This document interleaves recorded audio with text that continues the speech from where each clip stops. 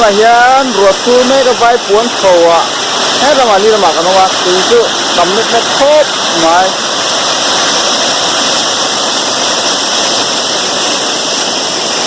hết là một thằng làm cho hiền lộn khẩuกันtung luôn này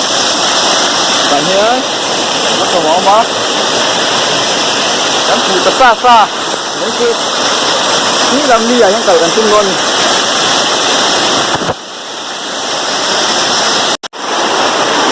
mà hiền tiếc đẹp tấm vỏ khẩu đón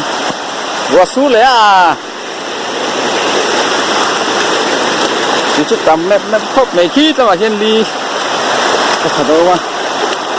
chỉ vỏ khẩuกันtung luôn còn xa xuống chứ chỉ lâu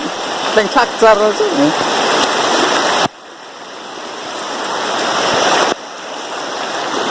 tuy tầm nó dễ hả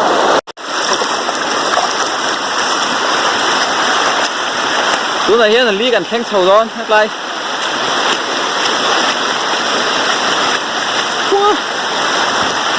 tuy chút tầm mét bạc này